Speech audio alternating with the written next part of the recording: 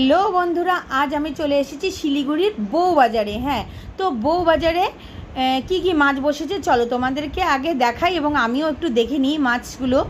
তো এই শ্যামলদার মাছ কিন্তু খুবই বিখ্যাত। এই বউবাজারে যারা যায় মাছ কিনতে তারা এই শ্যামলদাকে ভালো মতন চেনে। আর তোমরা যদি শ্যামলদার থেকে মাছ নিয়ে থাকো একটু কমেন্ট করে জানিও তো। আর ভিডিওটা ভালো লাগলে লাইক করো। দেখো এখানে কিন্তু বিভিন্ন ধরনের জিওল থেকে ধরে এমনি বড় ছোট সমস্ত রকমের মাছ বসে।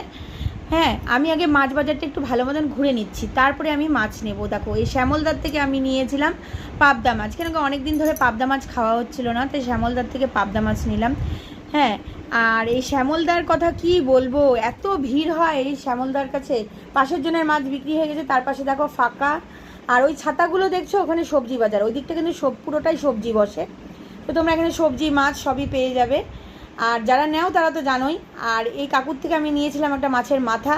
হ্যাঁ, আর এখানে কিন্তু ভালো ভালো মাছ বসে, তুমি 12টা 1টা অবধি ভালো ভালো মাছ পাবে। তো ভিডিওটা কেমন লাগলো, ভালো লাগলে লাইক করো, কমেন্ট করো, টাটা।